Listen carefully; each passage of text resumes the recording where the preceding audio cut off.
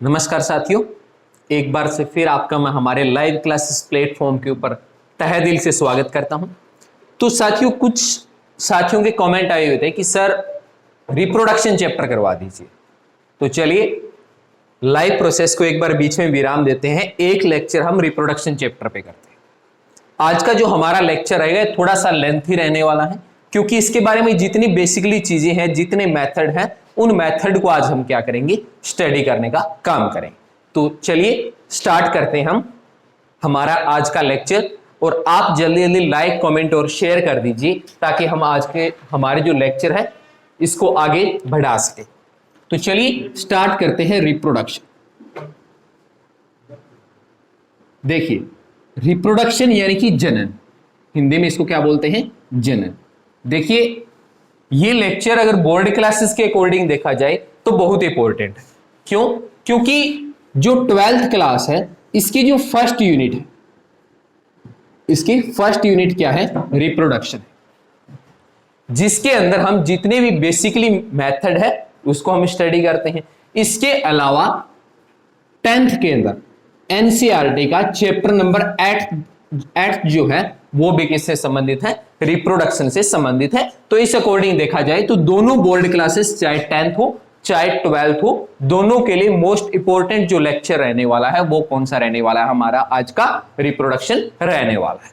इसके अंदर हम बेसिकली क्या है, इसके मेथड को देखेंगे, और कंपटीशन एग्जाम के नजरिए से बात की जाए तो यहां से जो क्वेश्चन आता है वो एक एग्जाम्पल से आता है, कि एक एग्जाम्पल दे दिया जाता है और उस एग्जाम्पल से पूछते हैं कि इनमें से कौन सा रिप्रोडक्शन होता है। ठीक है ना। जैसे फॉर एग्जाम्पल दे दिया, कॉटन प्लांट दे दिया कि कॉटन में कौन सा रिप्रोडक्शन होता है, एसेक्सुअल होता है या सेक्सुअल, यानी कि अलैंगिक जनन होता है या लैंगिक जनन होता है। उसी चीजों को आज हम स्टडी करेंगे विद एग्जाम्पल, इनको आज हम कवर करने का काम करेंगे। तो चलिए बिना किसी देर किए हुए आज के सेक्शन को स्टार्ट करते हैं। आप जल्दी जल्दी कमेंट, शेयर और सब्सक्राइब करना स्टार्ट करिए। देखिए, पहली बात तो यह आती है कि रिप्रोडक्शन को स्टडी करते क्यों है, कारण क्या है कि रिप्रोडक्शन हमें पढ़ना पड़ता है। देखिए, कारण क्या है कि जब हम किसी भी लिविंग्स या संजीव के बेसिक कैरेक्टर को स्टडी करते हैं, उसके गुणों को स्टडी करते हैं, तो उनमें से एक महत्वपूर्ण गुण कौन सा आता है, उनके अंदर जनन का होना एक महत्वपूर्ण गुण होता है। इस दुनिया में चाहे कोई भी ऑर्गेनिज्म है, चाहे वो एक कोशिका वाला है चाहे वो बहु कोशिका वाला है, यानी कि यूनिसेलुलर है चाहे वो मल्टी सेलुलर है, हर एक ऑर्गेनिज्म क्या काम करता है, बेसिक कैरेक्टर रिप्रोडक्शन को फॉलो करता है। जैसे ग्रोथ होना, डेवलपमेंट होना, लोकोमोशन, मूवमेंट, ब्रीथिंग, जिससे ये बेसिकली कैरेक्टर है किसी भी लिविंग्स के, तो उसी तरह से एक बेसिक कैरेक्टर क्या होता है, इनका रिप्रोडक्शन बेसिक कैरेक्टर होता है। अब बात आती है करते क्यों हैं अपनी प्रजाति को, किसको, अपनी प्रजाति या अपनी स्पीसीज को इस धरती पे या अर्थ के ऊपर कंटिन्यू रखने के लिए इनको क्या करना पड़ता है, रिप्रोडक्शन करना पड़ता है। मतलब मान लिया यदि कोई एक माइक्रो ऑर्गेनिज्म है, क्या है, माइक्रो ऑर्गेनिज्म, कोई बैक्टीरिया है या कोई क्या है, हायर ऑर्गेनिजम्स, कोई प्लांट है, एनिमल है। अब ये एनिमल्स हैं, माइक्रो ऑर्गेनिज्म, बैक्टीरिया है, प्लांट है, तो ये सारे बेसिकली क्या काम करते हैं, रिप्रोडक्शन करते हैं। रिप्रोडक्शन नहीं करेंगे तो ये इनकी जो स्पीसीज इस धरती पे सर्वाइव कर रही है वो आने वाले समय में क्या हो जाएगी, खत्म हो जाएगी। तो अपनी स्पीसीज को लगातार बनाए रखने के लिए ये क्या काम करते हैं, रिप्रोडक्शन इनको करना पड़ता है। ओके, जैसे उदाहरण से समझते हैं, ह्यूमन बीइंग की बात कर लेता हूं, किसकी, ह्यूमन बीइंग्स की। अब मान लिया आज इस दुनिया में बहुत ज्यादा ह्यूमन बीइंग्स, अकेले इंडिया की बात करें तो इनकी जो आबादी है 130 करोड़ से भी ज्यादा है, क्योंकि 2011 के आंकड़ों की बात करें तो 121 करोड़ थी, जबकि आज ये क्या हो गई है, 130 करोड़ को भी क्रॉस कर गई। अरे हर साल एक ऑस्ट्रेलिया जितनी जनसंख्या पैदा करता है अकेला इंडिया। तो ऐसे में क्या है, आज मान लीजिए इनकी जनसंख्या बहुत है, स्पीसीज में कोई कमी नहीं है, पर अचानक कोई प्राकृतिक घटना हो गई, देखिए असंभव केस है पर एक उदाहरण से समझने का काम करते हैं। कोई प्राकृतिक घटना ऐसी घट गई जिससे सारे के सारे ह्यूमन बीइंग अपनी रिप्रोडक्शन की जो कैपेसिटी है उसको क्या कर दे, खो दे। यानी आज के बाद क्या है, किसी भी इंसान के अंदर रिप्रोडक्शन नहीं हो सकता। तो इसका रिजल्ट क्या होगा, क्या आने वाले 100 साल के बाद इस दुनिया में इंसान होंगे? जी नहीं, बिल्कुल नहीं होंगे, क्योंकि मैक्सिमम जो एज मानते हैं बुक्स के अकॉर्डिंग वो 100 ईयर मानते हैं, जबकि आज जिस अकॉर्डिंग हमने अपनी डाइट्स को कर लिया है, अपना लाइफ सिस्टम हो गया, तो 100 ईयर तो बहुत दूर की बात है, आजकल इतना नहीं जीते हैं। पर बेसिकली बुक्स में जो आंकड़ा है इंसान के एज का वो 100 ईयर, इसलिए 100 ईयर ले रहे हैं। तो क्या 100 साल के बाद इंसान इस दुनिया में होंगे? नहीं होंगे। क्यों? क्योंकि वो अपनी रिप्रोडक्शन कैपेसिटी खो चुके हैं। आज जो पैदा हुए हैं वो आने वाले 100 साल के बाद तो मर जाएंगे। अगर आज भी पैदा हुआ है वो भी 100 साल बाद नहीं रहेंगे। तो इसीलिए क्या बोलते हैं कि हर ऑर्गेनिजम्स को अपनी स्पीसीज, अपनी प्रजाति को इस दुनिया में कंटिन्यू रखने के लिए जरूरी होता है कि उनको क्या करना पड़ेगा, रिप्रोडक्शन करना पड़ेगा। तो इसी एवज में जितने भी लिविंग्स है, ऑल लिविंग्स, सारे के सारे संजीव क्या काम करते हैं, रिप्रोडक्शन परफॉर्म करते हैं। ओके, सारे के सारों में क्या क्वालिटी होती है कि वो रिप्रोडक्शन करें। तो यहां तक समझ में आया कि रिप्रोडक्शन करते क्यों है। देखिए, किसी भी चीज को स्टडी करने से पहले यह जानना बड़ा जरूरी होता है कि ये होता क्यों है। ठीक है ना, किसी भी चीज के पीछे याद रखना साथियों, कामयाबी की तरफ जाना है तो क्यों को तो जानना पड़ेगा कि हम इसको पढ़ क्यों रहे हैं, क्या कारण है। ठीक है ना, और इसके अलावा क्या है, इस चैप्टर में हम जो बेसिकली सेक्सुअल डिजीज है, जो जनन से संबंधित बीमारी है, जैसे HIV, कौन सी, HIV, इसको भी आज हम देखेंगे। सॉरी, HIV से होने वाली बीमारी एड्स, कौन सी, एड्स। देखिए भारत में अभी पिछले साल के आंकड़े आए थे तो भारत में इसकी ग्रोथ रेट बहुत ज्यादा है, बहुत ज्यादा एड्स फैल रहा है, क्योंकि इतनी सेक्सुअल अवेयरनेस नहीं है लोगों में, इतनी जागरूकता नहीं है। ओके, तो चलिए इसके मेथड की बात कर लेते हैं कि रिप्रोडक्शन में कौन कौन से मेथड होते हैं जिनकी हेल्प से क्या होता है, रिप्रोडक्शन होता है। साथ साथ हम बेसिकली जो इनके डिफरेंस है, इनके डिफरेंस को भी देखेंगे, क्योंकि जब डिफरेंस को जान लेते हैं तब हम क्या है, इनकी डेफिनेशन अगर बोर्ड क्लासेस में पूछते हैं तो उसको आसानी से लिख सकते हैं और हमें इनमें होने वाला बेसिकली जो डिफरेंस है वो भी हमारे दिमाग में आ जाता है। तो चलिए बात करते हैं रिप्रोडक्शन के टाइप्स की। देखिए, यदि रिप्रोडक्शन की टाइप्स की बात की जाए तो बेसिकली 2 तरह का देखने को मिलता है। कौन कौन सा? एक होता है एसेक्सुअल और दूसरा कौन सा होता है, सेक्सुअल। कौन सा?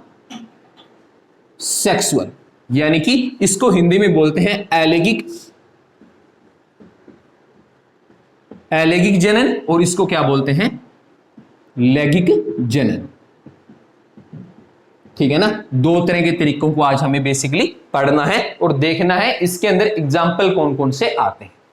यदि एसेक्सुअल रिप्रोडक्शन की बात करें तो देखिए, नाम से पता चल रहा है ए, यानी कि आप एक ले लीजिए, ए से क्या ले लीजिए, एक। ओके, जिसमें क्या हो, ओनली एक पेरेंट्स, जिसमें सिर्फ एक ही जीव के द्वारा, किसके द्वारा, एक ही जीव के द्वारा नया जीव पैदा किया जाता।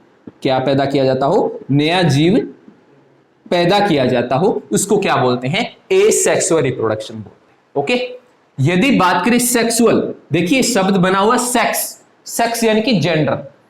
जेंडर कौन कौन से होते हैं, एक मेल होता है और एक क्या होता है, फीमेल।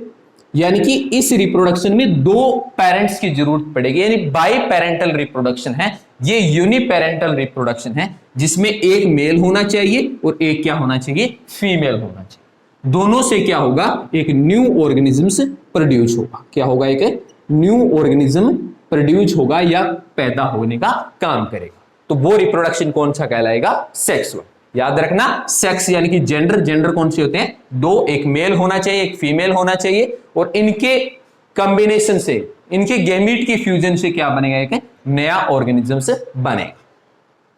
चलिए अगला डिफरेंस देख लेते हैं। इसमें हम क्या बोलते हैं, no gamete formation, no gametes formation. इसमें क्या है, किसी तरह के गैमेट्स नहीं बनते, जबकि इसकी बात करें तो इसमें क्या बनेंगे, हमेशा गैमेट्स बनेंगे। क्या बनेंगे, गैमेट्स। गैमेट्स कौन से होंगे, एक मेल गैमेट होगा और एक कौन सा गैमेट होगा, फीमेल गैमेट इसमें प्रोड्यूस होगा। जैसे फॉर एग्जांपल मैं ह्यूमन बीइंग की बात करूं तो जो स्पर्म होता है ये क्या होता है, मेल गैमेट होता है। ओवम जो होता है ये क्या होता है, फीमेल गैमेट। ठीक है ना। इसी तरह से प्लांट में जो पोलन ग्रेन्स होता है, क्या होता है, पोलन ग्रेन्स होता है। पोलन ग्रेन्स क्या होता है, मेल गैमेट होता है। जबकि ओवेरी में जो ओव्यूल होता है, क्या होता है, ओव्यूल्स जो होता है ये कैसा गैमेट होता है, फीमेल गैमेट। तो यहां से हमें दो डिफरेंस पता चल गए, एक तो इसमें एक पेरेंट्स होगा और इसमें क्या है, नो गैमेट्स, इसमें कोई गैमेट्स नहीं बनेंगे। ओके, अगला डिफरेंस क्या रहेगा, no sexual organ, no sexual organ. इसमें क्या है, किसी सेक्सुअल ऑर्गन या जनन अंग की आवश्यकता नहीं होती। किसकी, जनन अंग की आवश्यकता नहीं होती। ठीक है ना। जबकि इसमें क्या, किसकी आवश्यकता होती है, जनन अंग की आवश्यकता होती। ठीक है ना। इसमें किसकी जरूरत पड़ती है, रिप्रोडक्टिव ऑर्गन की जरूरत पड़ती है। जैसे मेल में यूरेथ्रा जो होता है ये क्या होता है, मेल रिप्रोडक्टिव ऑर्गन होता है। इसमें क्या होता है, नो फर्टिलाइजेशन, नो फर्टिलाइजेशन, इसमें किसी तरह का फर्टिलाइजेशन नहीं होता। जबकि इसमें क्या होता है, इट टेक प्लेस फर्टिलाइजेशन, इसमें क्या होगा, फर्टिलाइजेशन होगा। ओके, फर्टिलाइजेशन कैसा, देखिए सबसे पहले तो ये पता होना चाहिए फर्टिलाइजेशन होता क्या। तो फर्टिलाइजेशन क्या होता है, यहां एक तरफ डेफिनेशन लिख देता हूं, फ्यूजन ऑफ, क्या, fusion of male and female gamete, female gametes is called fertilisation. यानी कि मेल और फीमेल गैमेट की जो फ्यूजन है वही क्या कहलाती है, फर्टिलाइजेशन कहलाती है। तो देखिए जब इसमें मेल और फीमेल गैमेट बन ही नहीं रहा है तो क्या इसमें फर्टिलाइजेशन हो जाएगी, नहीं होगी। तो इसमें क्या है, इसमें तो गैमेट बन रहे हैं तो इसमें क्या होगी, फर्टिलाइजेशन होगी। ओके ओके, ये क्या होता है, ये होता है बहुत फास्ट, यानी ये जल्द होने वाला, कैसा, जल्द होने वाला तरीका होता है। यानी इसके अंदर जो रिप्रोडक्शन होता है वो बड़ा फास्ट होता है। ठीक है ना। जबकि इसका जो तरीका है सेक्सुअल रिप्रोडक्शन, ये क्या होता है, स्लो मेथड होता है। कैसा होता है, स्लो मेथड होता है, धीमी प्रक्रिया होती है। जैसे उदाहरण स्वरूप बात करें तो एक इंसान के बच्चा पैदा होने में कितना समय लगता है, 9 महीने का समय लगता है। तो इसमें तो काफी समय लग रहा है, जबकि इसमें क्या होता है, ये रिप्रोडक्शन थोड़ा सा फास्ट हो जाता है। ओके, अब बात कर लेते हैं अगले डिफरेंस की, नो इवोल्यूशन, नो इवोल्यूशन, इसमें विकास नहीं होता, विकास नहीं होता।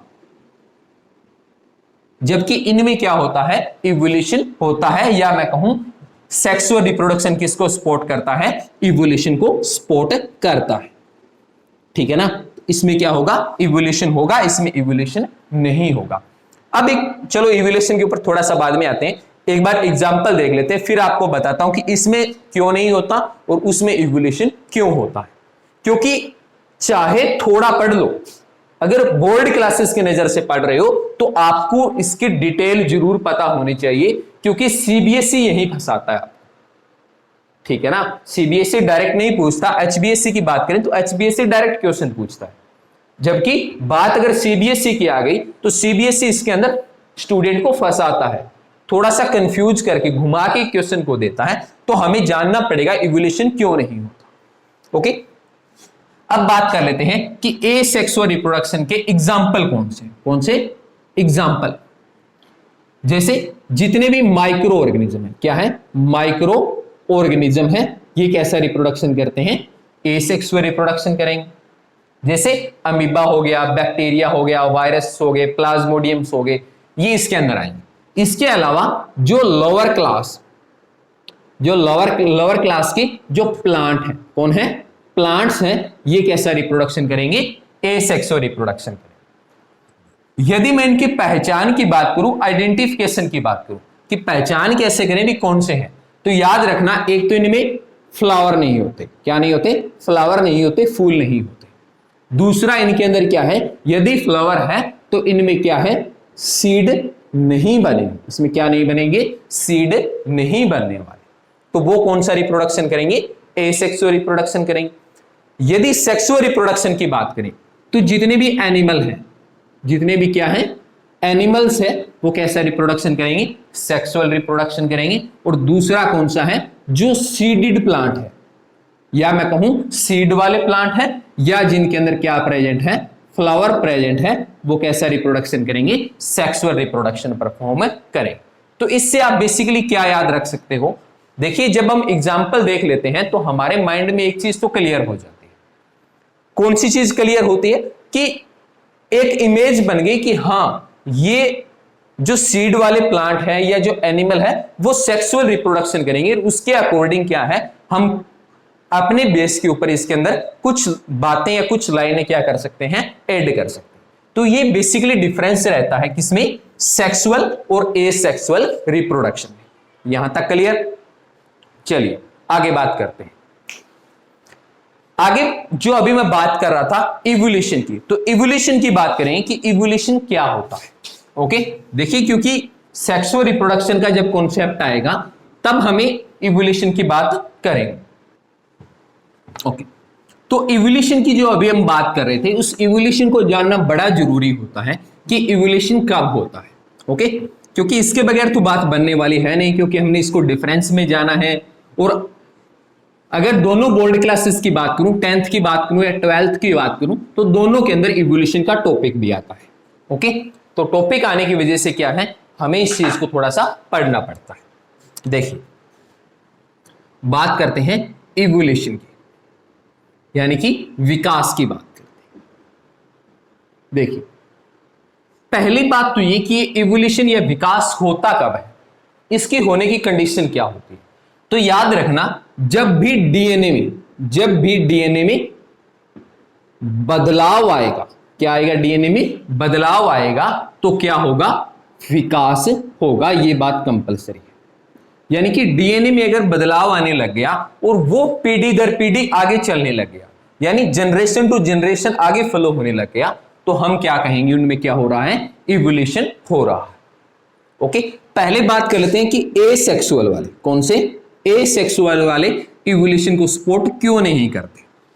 देखिए बेसिक एग्जांपल लेते हैं अमीबा का। किसका एग्जांपल लेते हैं, अमीबा का।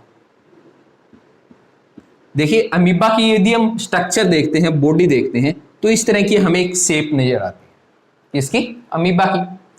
ओके, इसके सेंटर में क्या होता है, इसका केंद्रक होता है। क्या होता है, केंद्रक या न्यूक्लियस होता है। ठीक है, अब ये जनन करता है एलेगिक जनन। कैसा जनन करता है, एलेगिक। तो ये क्या काम करता है, जब जनन करता है तो अपने आप को क्या करने लगता है, इलोंगेटेड करने लगता है, लंबा करने लगता है। और इसके साथ ही इलोंगेटेड क्या होता है, इसका केंद्रक इलोंगेटेड होता है। फिर क्या होता है, इसका केंद्रक 1 से 2 भाग में बंट जाता है। केंद्रक कितने भाग में बंट जाता है, 1 से 2 भाग में। और अंत में क्या होता है, 1 से 2 अमीबा बन जाते हैं। 1 से कितने अमीबा बन जाते हैं, 2। ठीक है, अब देखिए इसमें स्टार्टिंग में एक पेरेंट्स था और इसने क्या काम किया, अपने आप को डेवलप किया, डिवाइड किया और 1 से कितने ऑर्गेनिज्म बना दिए, 2 बना दिए।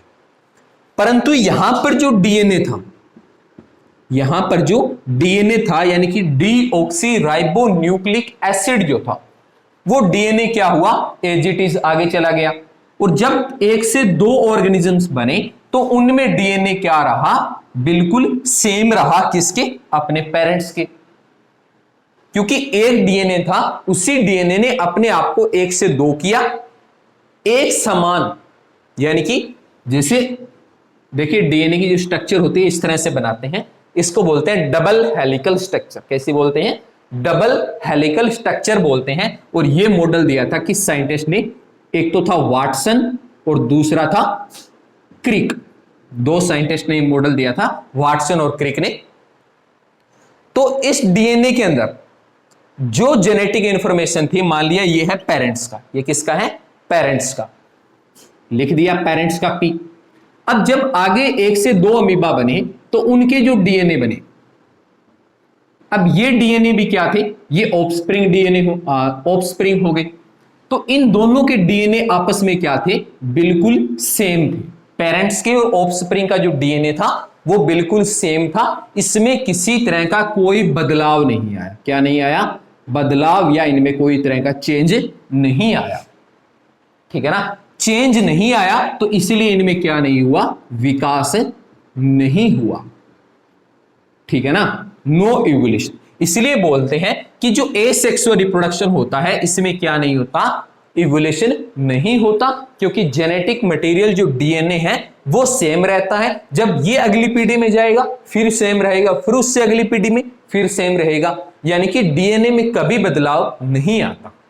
हालांकि थोड़ा बहुत इन्वायरमेंट फैक्टर की वजह से आ गया, वो अलग बात है, पर रिप्रोडक्शन के दौरान या रिप्रोडक्शन मेथड की वजह से किसी तरह का बदलाव नहीं आता। तो इसलिए हम क्या बोलते हैं कि एसेक्सुअल रिप्रोडक्शन इवोल्यूशन को सपोर्ट नहीं करता। इसके कंपैरिजन में बात करूं सेक्सुअल रिप्रोडक्शन की, तो सेक्सुअल रिप्रोडक्शन के केस में हम क्या बात बोलते हैं कि ये क्या करता है? इवोल्यूशन को सपोर्ट करता है। मतलब जहां सेक्सुअल रिप्रोडक्शन होगा वहां पे क्या होगा? इवोल्यूशन होगा। ओके, विकास वहां पे देखने को मिलेगा। तो देख लेते हैं कैसे देखने को मिलेगा। देखिए, उदाहरण ले लेता हूं, चलो मैं मनुष्य का, ठीक है ना, ह्यूमन बीइंग का ही एग्जाम्पल ले लेते हैं, क्योंकि बेस्ट एग्जाम्पल वही होता है जिसको हम अच्छे से समझ पाए। और जब कोई उदाहरण हमारे खुद पे होता है तो इसको समझना थोड़ा सा आसान होता है। ओके, देखिए, बेसिकली एग्जाम्पल वो उठाइए आप हमेशा जो आपके सराउंडिंग में हो, आपके आसपास हो, वातावरण में हो। ठीक है ना? क्योंकि उसको समझना बड़ा आसान होता है। इसकी जगह अगर कोई ऐसा एग्जाम्पल ले ले जिसके बारे में हमने कभी सुना नहीं, कभी देखा नहीं, तो एक तो पहली बात उस एग्जाम्पल का रट्टा मारना पड़ेगा और आधा माइंड वहीं स्लिप हो जाता है कि ये पता नहीं क्या चीज है, पता नहीं समझ में आएगा कि नहीं आएगा। तो इसलिए हम क्या है, बेसिक एग्जाम्पल को लेते हुए चलेंगे। तो चलिए बात करते हैं ह्यूमन बींग्स की। देखिए, एक क्या होता है इसमें? मदर होती है और एक क्या होता है? फादर होता है। अब मदर क्या प्रोड्यूस करेगी? ओवम प्रोड्यूस करेगी। और फादर क्या प्रोड्यूस करेगा? स्पर्म प्रोड्यूस करेगा।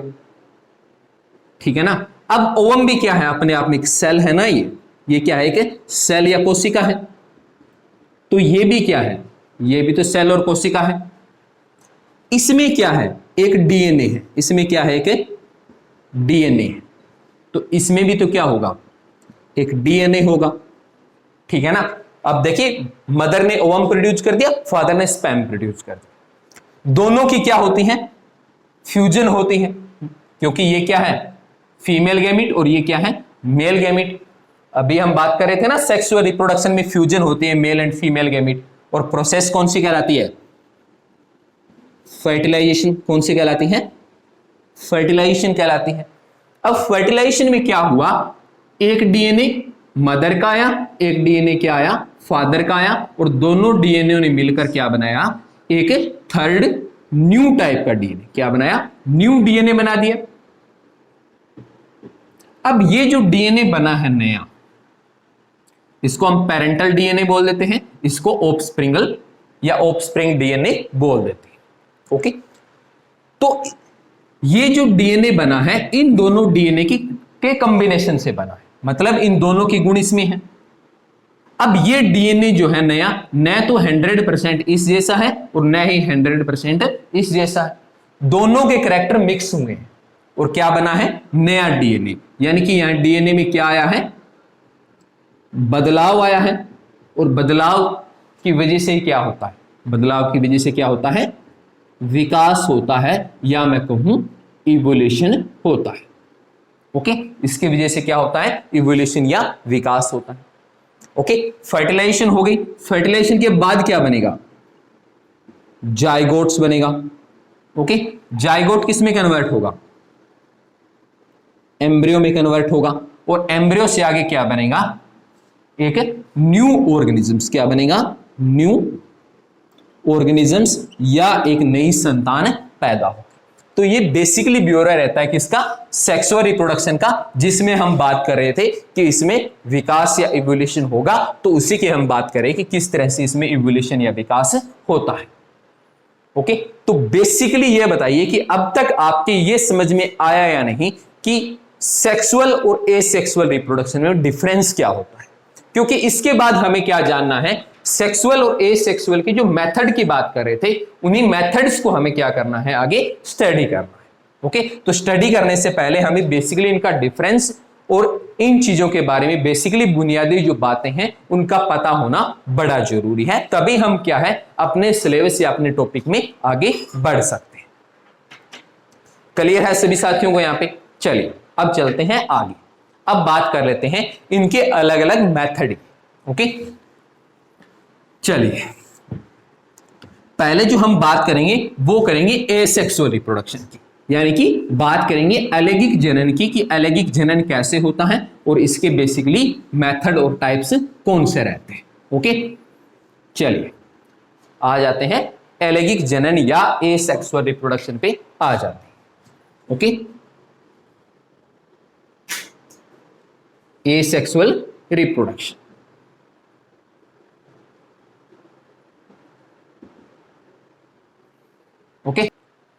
ओके, तो पहले बात कर लेते हैं एसेक्सुअल रिप्रोडक्शन की, कि एसेक्सुअल रिप्रोडक्शन में कौन कौन से मेथड आते हैं। तो सबसे पहला जो मेथड हमें पढ़ना है वो पढ़ना है फिजन। कौन सा पढ़ना है? फिजन। ओके, फिजन हमें बेसिकली दो तरह का देखने को मिलेगा, एक मिलेगा बाइनरी फिजन, पहला कौन सा, बाइनरी फिजन, और दूसरा कौन सा देखने को मिलेगा, मल्टी फिजन।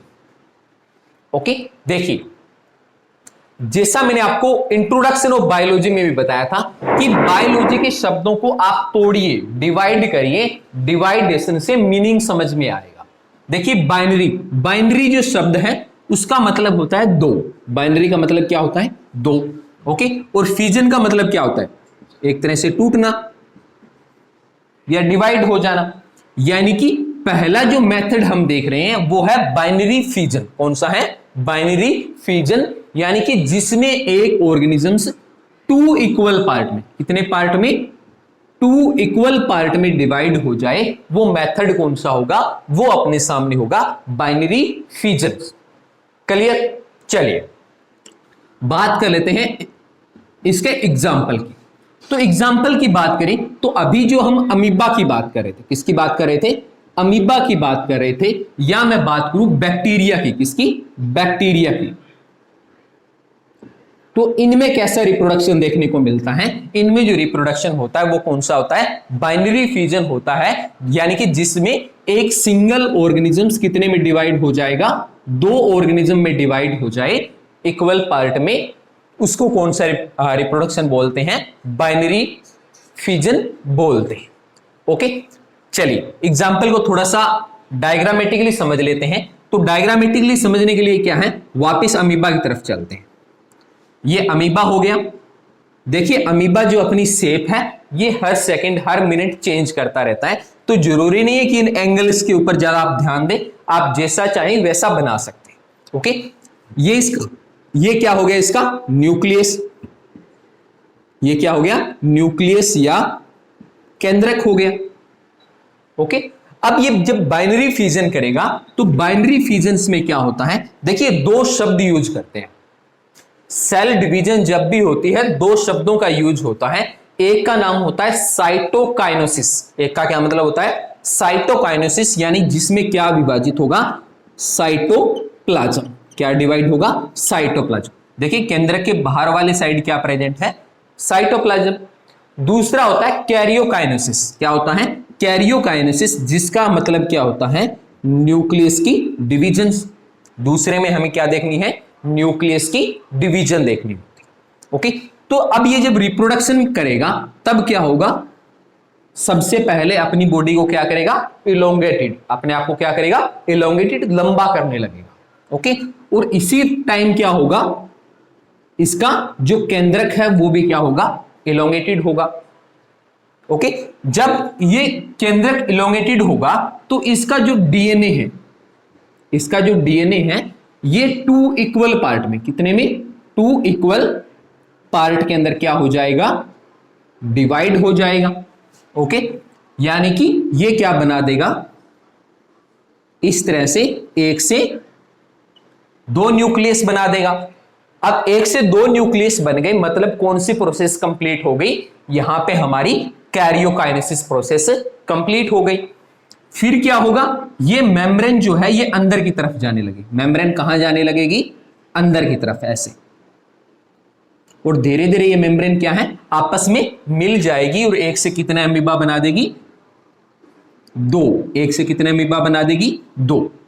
ओके, और दोनों में क्या होगा, सेम डीएनए आपको देखने को मिलेगा, यानी डीऑक्सी राइबो न्यूक्लिक एसिड जो होता है वो दोनों में क्या रहेगा, सेम रहेगा। और इसी चीज को क्या बोलते हैं हम, फ्यूजन का पहला मेथड कौन सा, बाइनरी फ्यूजन बोलते हैं। क्लियर यहां तक, चलिए अब बात करता हूं मैं मल्टीपल फ्यूजन की। मल्टीपल फ्यूजन का जो एग्जांपल है वो बड़ा कॉमन है, हमारे सराउंडिंग में ये प्रेजेंट होता है और अनेक तरह की डिजीज इसकी वजह से हमारी बॉडी में लगती रहती है। ओके, तो चलिए उसी एग्जांपल को स्टडी करते हैं। और ये जो एग्जांपल है ये कई नजर से महत्वपूर्ण रहता है। जैसे 9th के एनसीईआरटी में ह्यूमन हेल्थ चैप्टर दिया हुआ है, ठीक है ना, बीमारियों से रिलेटेड एक पूरा चैप्टर दिया हुआ है, तो उसके अंदर भी क्या है, इसका जिक्र मिलेगा।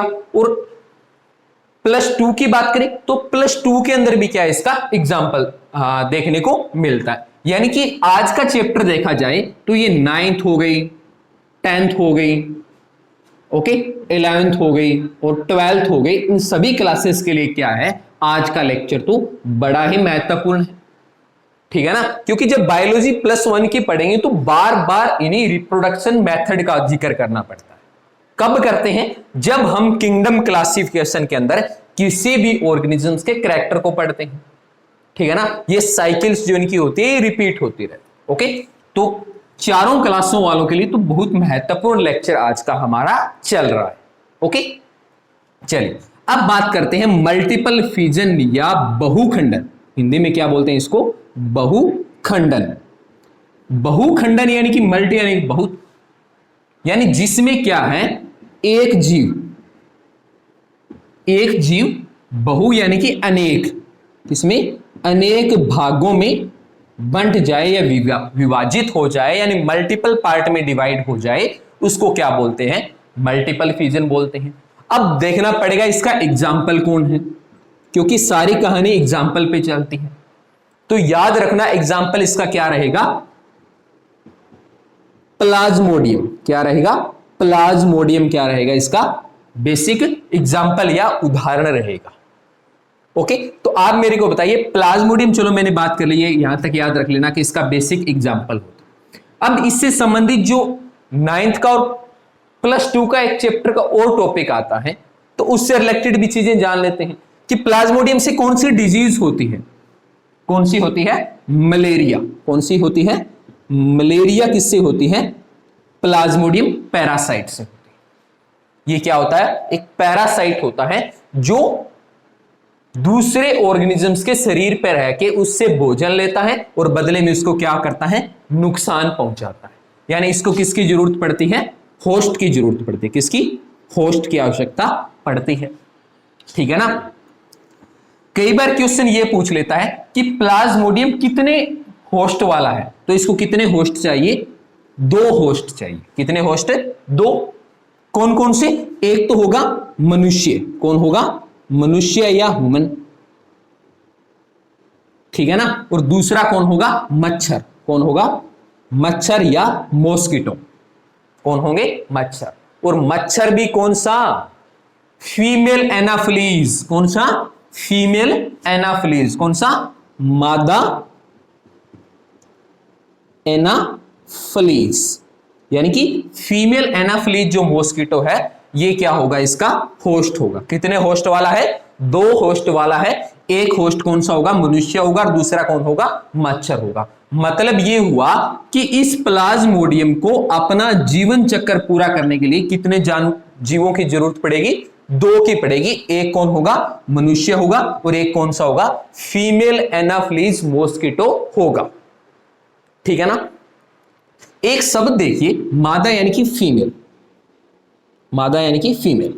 अच्छा एक बात बताइए मेरे को, ये फीमेल एनाफिलीज क्यों काटती है? मेल या नर क्यों नहीं काटता? क्या बात है भाई, दांत नहीं होते क्या उनके, या फिर इनकी आदत ही होती है? भाई बुरा नहीं मानना है किसी को, ठीक है ना। देखिए फीमेल एनाफिलीज मॉस्किटो इसलिए काटती है क्योंकि फीमेल एनाफिलीज को क्या चाहिए, जब इनका एग हैचिंग पीरियड चलता है, ठीक है ना, इनका जब रिप्रोडक्टिव फेज चलता है किसका? फीमेल एनाफिलीज का, एग हैचिंग का, तो इसको क्या है, तापमान की आवश्यकता होती है। किसकी? तापमान या टेम्परेचर की। किसकी? टेम्परेचर की, ठीक है ना। और ये टेम्परेचर इसको मिलेगा कहां से? ये मिलेगा इसको वार्म ब्लड या गर्म खून से। किससे? गर्म खून से, ठीक है ना। और ये गर्म खून लेने के लिए क्या काम करती है? मनुष्य को या जो दूसरे जानवर है उसको काटती है। और काटते टाइम क्या होता है कि मच्छर की हेल्प से प्लाज्मोडियम किसमें एंटर कर जाता है? मनुष्य में एंटर कर जाता है, ठीक है ना। एक क्वेश्चन यहां से और पूछ लेते हैं कि ये मच्छर के अंदर प्लाज्मोडियम पाया कहां जाता है? तो याद रखना है इसके सलाइवरी ग्लैंड या जो लार ग्रंथि होती है, किसमें? लार जो ग्रंथि होती है या सलाइवरी ग्लैंड होती है, उसमें क्या होता है? प्लाज्मोडियम प्रेजेंट होता है। अब देखिए होता क्या है, सबसे पहले कोई मॉस्किटो आता है, आने के बाद क्या काम करता है? जैसे इंसान है, इसके हाथ पे काट लिया, अब इसकी सलाइवरी ग्लैंड या लार ग्रंथि में क्या है? कौन प्रेजेंट है? प्लाज्मोडियम है। अब किसी चीज को खाते हैं सबसे पहले लार आती है, ठीक है ना। आप ट्राई करके देख लेना, जब भूख लगी हो ना और सामने खाने की प्लेट पड़ी हो तो सबसे पहले लार आती है, मुंह में सलाइवा आता है। तो वो सलाइवा कहां एंटर करेगा? मनुष्य में। और खून की हेल्प से वो कहां चला जाएगा? लीवर में। कहां चला जाएगा? लीवर में। और लीवर में जाने के बाद वो क्या करेगा? फिर करेगा वो मल्टीपल फिजन या बहुखंडन करेगा, ठीक है ना। अभी इसका तरीका समझ लेते हैं, पहले इसके साइकिल को थोड़ा समझ लेते हैं। अब लीवर में जाने के बाद इसने क्या किया? मल्टीपल फिजन या बहुखंडन किया, यानी एक प्लाज्मोडियम से क्या बन गई? अनेक प्लाज्मोडियम। और फिर वो प्लाज्मोडियम लीवर से कहां चले जाते हैं? ब्लड में। कहां चले जाते हैं? ब्लड या खून में चले जाते हैं। और फिर कोई फीमेल एनाफिलीज ने उसको काट लिया तो खून के साथ, देखिए मॉस्किटो लेने क्या आई है? खून लेने आई है, और खून में क्या है? प्लाज्मोडियम। तो प्लाज्मोडियम वापस कहां चले जाएंगे? मच्छर में। यानी कि पहले मच्छर में, फिर मनुष्य में, फिर मनुष्य से वापस मच्छर में। इस तरह से क्या होता है? प्लाज्मोडियम लगातार घूमता रहता है, ठीक है। यहां तक क्लियर? मच्छर की कहानी समझ में आई? चलिए अब बात करते हैं मल्टीपल फ्यूजन करेगा कैसे। देखिए मल्टीपल फ्यूजन के दौरान क्या होता है, ये मान लिया प्लाज्मोडियम की सेल है। ये क्या है? प्लाज्मोडियम की सेल। एक बार थोड़ा साफ कर देते हैं इधर से बोर्ड, ताकि आपको अच्छी तरह से समझ में आ सके। ओके चलिए, ये क्या है?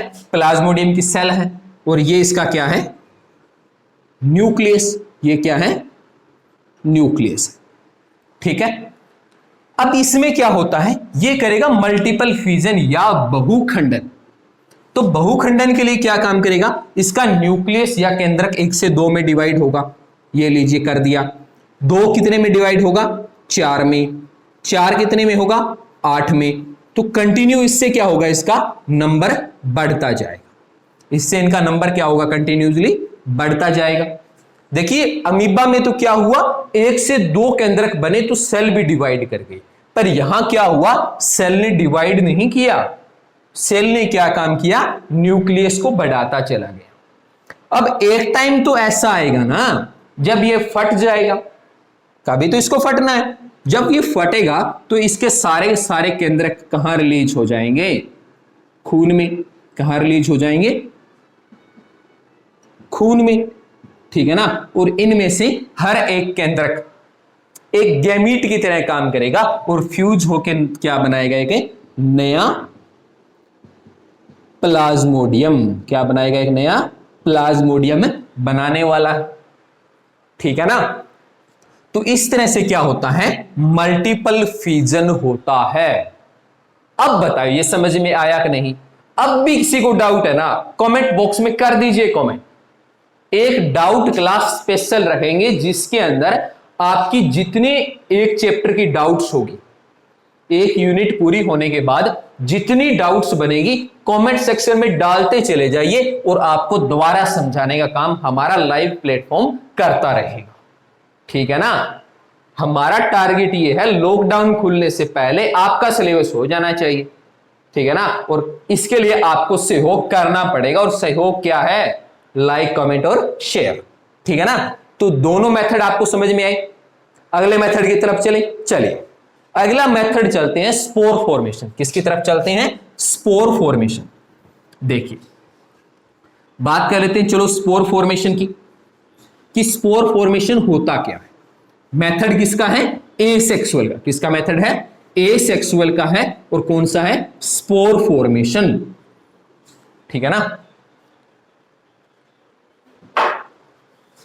चलिए स्पोर्स फॉर्मेशन देख लेते हैं, स्पोर की फॉर्मेशन कैसे होती है। पहली बात तो हमें यह याद रखनी है कि इसमें जो रिप्रोडक्शन होगा किसकी हेल्प से होगा, स्पोर्स की हेल्प से होगा। किसकी हेल्प से होगा, स्पोर की हेल्प से होगा। ओके, अच्छी तरह से डायग्रामेटिकली समझाऊंगा, क्योंकि बायोलॉजी में तब तक नंबर नहीं है जब तक आप उसको डायग्रामेटिकली रिप्रेजेंट नहीं करते। बायोलॉजी डायग्राम पर चलेगी, केमिस्ट्री रिएक्शंस पे चलेगी, और फिजिक्स आपकी किस पे चलेगी, जो उसकी डेरिवेशंस होती हैं, न्यूमेरिकल्स होते हैं, फार्मूले होते हैं, उनके बेस के ऊपर चलती। तो डायग्रामेटिकली इसको जब हम और समझेंगे तो अच्छी तरह से समझ में आएगा। करेगा कौन, पहले तो इसके एग्जाम्पल पता होना चाहिए, क्योंकि एक एग्जाम्पल माइंड में पहले सेट कर लिया तो फिर कोई दिक्कत नहीं। किसमें होगा, फंजाई में। किसमें होगा, फंजाई या फंगस में।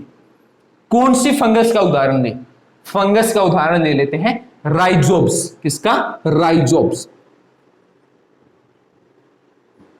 राइजोब्स जो फंगी है इसका एग्जाम्पल हम ले लेते हैं। चलिए, एक आप अपनी बुक उठाते हो तो एक इस तरह का डायग्राम आपको नजर आता है।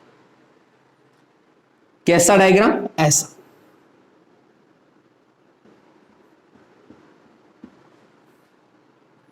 कर दूं इसको थोड़ा सा,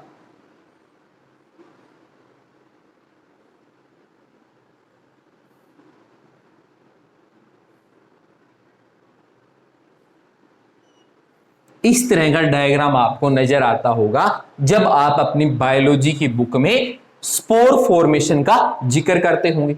चलिए इसको बाहर वाले को सारे को साफ कर देते हैं, ठीक है। ओके, ये होती है इसकी प्लांट बॉडी। ये क्या होती है, इसकी प्लांट बॉडी। किसकी, राइजोब्स फंगस की, ठीक है ना। नीचे वाली, अब ये क्या ले रखा है मैंने, ये ले रखा है मैंने ऑर्गेनिक फूड। क्या ले रखा है, ऑर्गेनिक फूड। ऑर्गेनिक फूड क्या होगा, ब्रेड हो गया, डबल रोटी हो गई, आप किसी को कर लीजिए, ठीक है ना। ब्रेड ले लीजिए, डबल रोटी ले लीजिए, कुछ भी, पर वो होना क्या चाहिए, एक ऑर्गेनिक फूड होना चाहिए, ठीक है। अब ये जो इसमें जड़ जैसा कुछ नजर आ रहा है, देखिए फंगस में रूट नहीं होती। जरूर देखने में रूट जैसा लग रहा है, रूट लाइक स्ट्रक्चर होती है, रूट नहीं होती भाई, ठीक है ना। कुछ कंफ्यूज हो रहे हैं, सर ये रूट है, रूट नहीं है, ये क्या है, रूट लाइक स्ट्रक्चर है, और इनका नाम क्या होता है, राइजोइड्स। फंगस का नाम राइजोब्स, और ये क्या है, राइजोइड्स। ओके, अब ये जो ऊपर बॉल लाइक स्ट्रक्चर नजर आ रही है, इसमें प्रेजेंट होते हैं छोटे छोटे स्पोर। इसमें क्या प्रेजेंट होते हैं, स्पोर, ठीक है ना। और याद रखना, स्पोर किसकी तरह काम करते हैं, एज ए सीड काम करते हैं। किसकी तरह काम करते हैं, सीड की तरह काम करते हैं, बीज की तरह काम करते हैं। कौन है, स्पोर। और जिसमें स्पोर प्रेजेंट है, ये बॉल जैसी स्ट्रक्चर, कौन है, ये बॉल जैसी स्ट्रक्चर, इसको क्या बोलते हैं, हम स्पोरेंजियम का नाम देते हैं। देखिए, जिसमें स्पोर प्रेजेंट है उसको हम क्या बोलेंगे, स्पोरेंजियम बोलेंगे। क्या बोलेंगे उसको, स्पोरेंजियम। ओके, और स्पोरेंजियम में क्या प्रेजेंट होंगे, स्पोर्स प्रेजेंट होंगे जो किसकी तरह काम करेंगे, एज ए सीड काम करेंगे, किसकी तरह, एज ए सीड काम कर। ओके, तो ये क्या है, स्पोरेंजियम है जिसके अंदर क्या प्रेजेंट है, स्पोर्स प्रेजेंट है। अब आ गया इस फंगस का रिप्रोडक्टिव फेज, क्या आ गया, रिप्रोडक्टिव फेज। जब रिप्रोडक्टिव फेज आएगा तो इस जो स्पोरेंजियम की आउटर वॉल है, कौन सी है, आउटर लेयर या जो इसकी वॉल है, इसमें क्या होगा, डिहाइड्रेशन, क्या होगा इसमें, डिहाइड्रेशन, इसमें आने लगेगी पानी की कमी, किसकी कमी आएगी, पानी की कमी आएगी, और बॉल क्या हो जाएगी, रैप्चर, बॉल क्या हो जाएगी, रैप्चर यानी कि फट जाएगी। और जैसे ही ये बॉल यहां से फटेगी, अंदर से क्या रिलीज होंगे, स्पोर, अंदर से क्या रिलीज हो जाएंगे, स्पोर्स, कहां बिखर जाएंगे, हवा में, एयर में। ओके, अब देखिए हवा, तो ये जब हवा में डिस्पर्स हो जाएंगे, हवा में बिखर जाएंगे, तो उसके बाद क्या है, ये किसी दूसरी जगह जाके लैंड करेंगे, क्योंकि हवा में जब स्पोर बिखर गया है तो दूसरी जगह तो इनको जाना पड़ेगा। तो दूसरी जगह इनके लिए कौन सी रहेगी, जहां कहीं भी इनको कुछ, बेसिकली देखिए रिप्रोडक्शन के लिए कुछ स्पेसिफिक कंडीशन चाहिए। कंडीशंस कौन सी, पहली चाहिए इनको फूड, कौन सी चाहिए, फूड। अब जैसे मान लिया कहीं दूसरी जगह कोई ब्रेड का टुकड़ा पड़ा है, तो वो क्या हो गया, फूड हो गया। और क्या चाहिए इसको, लो लाइट, क्या चाहिए, लो लाइट, लाइट क्या होनी चाहिए, कम होनी चाहिए। ओके, लो टेम्परेचर, लो क्या होना चाहिए, टेम्परेचर होना चाहिए। वैसे देखा जाए तो लाइट कम होगी तो अप्रोक्सीमेटली ज्यादातर केस में टेम्परेचर आपको कम ही मिलेगा। ओके, और क्या चाहिए, मॉइस्चर या नमी, मिल गई। अब जो यहां से डिहाइड्रेशन हुई है, इस डिहाइड्रेशन के दौरान अगर कोई स्पोर आके यहां पे गिर गया, ये क्या गिर गया, कोई स्पोर, तो स्पोर गिरने के बाद क्या है, रिप्रोडक्शन के लिए इसको जो बेसिक कंडीशन चाहिए थी वो कंडीशन इसको यहां अवेलेबल हो रही है, प्राप्त हो रही है। तो ये स्पोर क्या करेगा, ग्रो करना स्टार्ट करेगा। मैंने बताया था ना ये एज ए सीड काम करता है। ओके, तो ये क्या होगा, ग्रो करना स्टार्ट करेगा और फिर से क्या बनाएगा, एक न्यू बॉडी की फॉर्मेशन करेगा। इस बॉडी पर भी क्या होगा, सेम वही स्पोरेंजियम होगा, स्पोरेंजियम के अंदर फिर स्पोर प्रेजेंट होंगे, ठीक है ना। जब इसमें डिहाइड्रेशन होगी फिर से ये रैप्चर होगा, फिर हवा में क्या होंगे, स्पोर रिलीज होंगे। तो इस तरह से क्या होता है, जो राइजोब्स फंगस होती है वो फंगस क्या काम करती है, अपना रिप्रोडक्शन करती है, किसकी हेल्प से, बाय द स्पोर, किसकी हेल्प से, बाय द स्पोर्स क्या काम करती है, अपना रिप्रोडक्शन कंप्लीट करती है। तो इस तरह से हमने क्या है, तीन मेथड को कंटिन्यूसली स्टडी कर लिया। कौन कौन सा, बाइनरी फ्यूजन हमने देखा, कौन सा, बाइनरी फ्यूजन, फिर मल्टीपल फ्यूजन, बहुखंडन की बात की, और फिर हमने किसकी बात की, स्पोर फॉर्मेशन की बात की, जिसमें हमने एग्जांपल लिया राइजोब्स फंगस का कि किस तरह से ये क्या काम करते हैं, रिप्रोडक्शन करते हैं। अब बात करते हैं अगले मेथड की। अगला मेथड हमारे सामने कौन सा रहेगा, अगला रहेगा बडिंग। कौन सा रहेगा, बडिंग। देखिए जब बडिंग का एग्जांपल आता है या बडिंग मेथड की बात करते हैं तो बेसिक जो इसका एग्जांपल लेते हैं वो लेते हैं हम किसको, हाइड्रा को। किसका लेते हैं, हाइड्रा को एग्जांपल लेते हैं, या किसका लेते हैं, ईस्ट का एग्जांपल लेते हैं, जो क्या काम करता है, बडिंग की हेल्प से अपना रिप्रोडक्शन साइकिल कंप्लीट करता है। ओके, ये ईस्ट वही है जो क्या काम करता है, एल्कोहल फॉर्मेशन या फर्मेंटेशन प्रोसेस में यूज होता है। तो चलिए बात करते हैं अगली बडिंग की। किसकी, बडिंग की। देखिए नाम से पता चल रहा है इसमें किसकी फॉर्मेशन होगी, बड। क्या बनेगी, एक बड बनेगी, और इसी बड से क्या होगा, एक न्यू ऑर्गेनिजम्स, क्या न्यू ऑर्गेनिजम्स प्रोड्यूस होगा। इसको हम क्या बोलते हैं, बडिंग बोलते हैं। किसके हेल्प से, by the help of the bud क्या होगा, एक न्यू ऑर्गेनिज्म प्रोड्यूस होगा, जिसको हम क्या बोलते हैं, बडिंग बोलते हैं। ओके, एग्जाम्पल कौन सा रहेगा इसका, हाइड्रा। कौन सा रहेगा, हाइड्रा क्या रहेगा इसका कॉमन एग्जाम्पल रहेगा। ओके, एक स्मॉल ऑर्गेनिज्म होता है जो किसमें प्रेजेंट होता है, एक्वेटिक हैबिट में या वाटर में प्रेजेंट। कुछ इस तरह की सिंपल बॉडी देखने को मिलती है हाइड्रा की। जब इसका रिप्रोडक्टिव फेज आएगा, क्या आएगा, रिप्रोडक्टिव फेज। देखिए बिना फेज के रिप्रोडक्शन नहीं हो सकता। यानी कि जब तक एक सूटेबल कंडीशन नहीं मिलेगी तब तक क्या है, रिप्रोडक्शन नहीं होगा। तो जब इसका रिप्रोडक्टिव फेज आएगा तो इसके एक पार्ट से किसकी फॉर्मेशन होने लगेगी, बड की। किसकी फॉर्मेशन होने लगेगी, बड की। यानी गांठ जैसी स्ट्रक्चर आपने प्लांट में देखा होगा, जब हम प्लांट की कटिंग कर देते हैं तो उसके बाद क्या होता है, गांठ से निकलने लगती है, इससे एक नई स्टेम की फॉर्मेशन होती है। तो लगभग वैसा ही क्या होता है, हाइड्रा में होता है, एक बड की फॉर्मेशन होती है। ये बड क्या होती है, धीरे धीरे डिवेलप होने लगती है। डिवेलप होने के बाद क्या है, इसको हम बोल देंगे पेरेंट्स बॉडी, और इसको क्या बोल देंगे हम, ऑफस्प्रिंग बॉडी। तो ये ऑफस्प्रिंग क्या होगा, बिल्कुल इस पेरेंट्स बॉडी के इक्वल होगा, समांतर होगा देखने में। चाहे इसको हम जेनेटिकली स्टडी कर लें, इसको डीएनए के बेस पे स्टडी कर लें, ये हमें क्या देखने को मिलेगा, सेम देखने को मिलेगा। अब क्या हुआ, यहां पे हाइड्रा की फॉर्मेशन होगी। जब ये हो जाएगा डिवेलप, क्या हो जाएगा, डिवेलप्ड हो जाएगा, तब क्या होगा, ये अपनी पेरेंट्स बॉडी से रिमूव हो जाएगा, कट हो जाएगा, और कट होने के बाद क्या काम करेगा, एक नए हाइड्रा की फॉर्मेशन करेगा।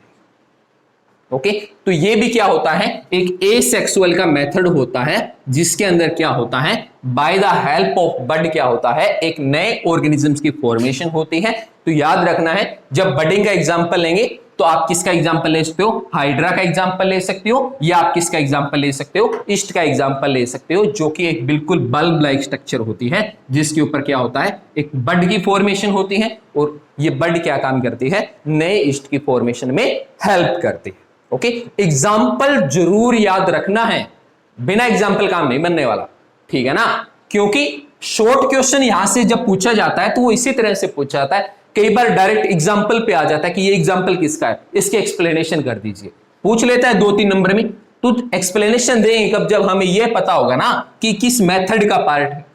ओके, तो इसीलिए बेसिकली इसके एग्जाम्पल को याद रखना बहुत जरूरी है। कई बार क्या होता है, जल्दबाजी में एग्जाम्पल की तरफ इतना ध्यान नहीं देते, तो एक दो एग्जाम्पल तो हर किसी के याद रखने पड़ेंगे। ओके, चलिए अगली बात कर लेते हैं रीजनरेशन की।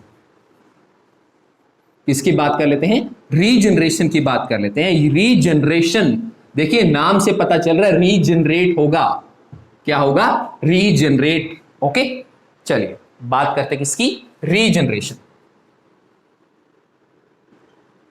रीजनरेशन, जब रीजनरेशन का एग्जांपल लेंगे तो इसके अंदर क्या होगा, एक ऑर्गेनिजम्स डिवाइड होके कई पार्ट में डिवाइड कर जाएगा, और हर पार्ट अपने आप को डेवलप करके क्या करेगा, एक नई बॉडी की फॉर्मेशन करेगा। उसी को हम क्या बोलते हैं, रीजनरेशन। जैसे प्लानेरिया, कौन सा, प्लानेरिया। एग्जांपल क्या याद रखना है, प्लानेरिया। देखिए बीच में हिंदी में लिखना पड़ता है, क्योंकि कई बार बच्चे हरियाणा बोर्ड से हिंदी मीडियम के भी होते हैं, तो कुछ बेसिक चीजें यहाँ पे थोड़ा इंग्लिश मीडियम वालों को भी कॉम्प्रोमाइज करना पड़ेगा, और थोड़ा इंग्लिश मीडियम वालों को भी कॉम्प्रोमाइज करना पड़ेगा। ओके, चलिए बात करते हैं प्लानेरिया की। तो प्लानेरिया की बॉडी की बात करें, किसकी बात करें, बॉडी की बात करें, तो ये लीजिए प्लानेरिया की बॉडी बना दी। क्या होती है, सिंपल स्ट्रक्चर होती है प्लानेरिया की। ओके, जब इसका रिप्रोडक्टिव फेज आएगा, कौन सा आएगा, रिप्रोडक्टिव फेज आएगा। आरपी जो लिख रहा हूं रिप्रोडक्टिव फेज के लिए लिख रहा हूं। ओके, तो मान लिया रिप्रोडक्टिव फेज में ये यहां से 3 पार्ट में डिवाइड हो गया। कितने पार्ट में, 3 पार्ट में। चलो मैंने इसको नाम दे दिया ए, इसको नाम दे दिया बी, इसको नाम दे दिया सी। 3 पार्ट में डिवाइड हो गया। ओके, अब जो ए पार्ट है, कौन सा पार्ट है, ए पार्ट है, ये इतना, ये ए हो गया, ये मिड वाला बी हो गया, और ये नीचे टेल जोन वाला क्या हो गया, सी हो गया। या ऐसे बोलते हो हेड, मिड और टेल, 3 पार्ट में डिवाइड कर दिया।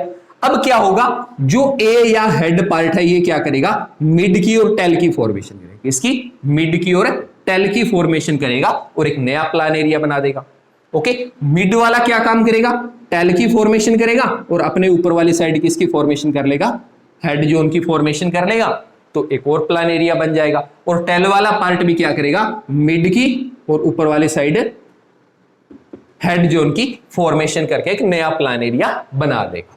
तो इस तरह से क्या होता है, रीजनरेशन के अंदर हम एग्जांपल जो स्टडी करते हैं, बेसिकली प्लानेरिया को स्टडी करते हैं। चाहे आप 10th की बात कर लो, चाहे आप +2 की बात कर लो, दोनों में जो बेसिक एग्जांपल लिया हुआ है वो प्लानेरिया का लिया हुआ है, इसलिए प्लानेरिया को स्टडी कर रहे हैं। तो इसके अंदर क्या होता है, प्लानेरिया 2 या 3 पार्ट में डिवाइड हो जाएगा और हर पार्ट अपने आप को डेवलप करके क्या करेगा, एक नई बॉडी की फॉर्मेशन करेगा, और इसी को हम क्या बोलते हैं, रीजनरेशन का नाम देते हैं। ये मेथड हो गया हमारा चौथा। ठीक है, अब बात कर लेते हैं पांचवें मेथड की। ओके, बेसिकली माइक्रोब्स और इनके केस की बात करें तो ये 5 मेथड जो है ये बेसिकली दिए हुए हैं। फिर हम पढ़ते हैं asexual reproduction in the plant, की प्लांट के अंदर ये रिप्रोडक्शन कैसे होगा। ओके, जिसके अंदर हम वेजिटेटिव प्रोपेगेशन की बात करें। ओके, तो चलिए अगली बात कर लेते हैं हम फ्रेगमेंट की। किसकी बात कर लेते हैं, फ्रेगमेंट की या फ्रेगमेंटेशन, फ्रेगमेंट प्रोसेस की। इसके अंदर क्या होगा, जो बॉडी होगी, क्या होगी, जो बॉडी होगी इसका एक टुकड़ा, क्या एक टुकड़ा टूट जाएगा, और टूटने के बाद क्या काम करेगा, वो टुकड़ा अपने आप को डेवलप करके एक न्यू बॉडी या न्यू ऑर्गेनिजम्स की फॉर्मेशन करेगा। देखिए लगभग जब इनकी एग्जांपल स्टार्टिंग में समझना स्टार्ट करते हैं, पहली बार पढ़ते हैं, तो ऐसे लगता है फ्रेगमेंटेशन और रीजनरेशन एक ही चीज है। ये एक नहीं है। क्यों? क्योंकि जब हम इसके एग्जाम्पल को समझेंगे तो ये बात क्लियर हो जाएगी। एग्जाम्पल कौन रहेगा इसका, कमेंट बॉक्स में बताओगे।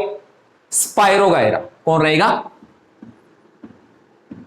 स्पायरोगायरा, स्पायरोगायरा इसका एग्जाम्पल रहेगा। अलग अलग नहीं, एक ही नाम होता है स्पायरोगायरा। ओके, बेसिकली आपने क्या है, एक्वेटिक हैबिट में देखने को मिलता है कि इस तरह की बॉडी, इस तरह की बॉडी देखने को मिलती है। कहां पे, वाटर हैबिट में। किसका एग्जांपल है, स्पायरोगायरा का। अब हुआ क्या, जब इसका रिप्रोडक्टिव फेज यानी आरपी लिख देता हूं मैं, आप आरपी मत लिखना, आप पूरा नाम लिखना है रिप्रोडक्टिव फेज। ओके, तो रिप्रोडक्टिव फेज के दौरान क्या हुआ, मान लिया ये यहां से क्या हो गया, एक फ्रेगमेंट या एक टुकड़ा क्या हो गया, यहां से टूट गया। क्या हो गया, ये टुकड़ा यहां पे टूट गया। ओके, टूटने के बाद ये क्या काम करेगा, अपने आप को फिर से डेवलप करेगा और पूरी बॉडी की फॉर्मेशन कर देगा। ठीक है ना। बेसिकली जो एल्गीज हैं, एल्गी क्या काम करती है, इसी मेथड से रिप्रोडक्शन करने का काम करते हैं। किससे, हमारे फ्रेगमेंटेशन मेथड से। ओके, चलिए, तो ये बेसिक रह गया हमारा किसके ऊपर, एसेक्सुअल रिप्रोडक्शन में किसकी बात कर ली हमने, माइक्रो ऑर्गेनिजम्स के ऊपर बात कर ली, जिसके अंदर हमने अलग अलग 5-6 मेथड देख लिए। कौन कौन से मेथड देखे, बाइनरी फ्यूजन देखा, एग्जांपल किसका लिया, अमीबा का लिया। मल्टीपल फ्यूजन देखा, मल्टीपल फ्यूजन देखा, एग्जांपल किसका उठाया, प्लाज्मोडियम का, जो मलेरिया का पैरासाइट है।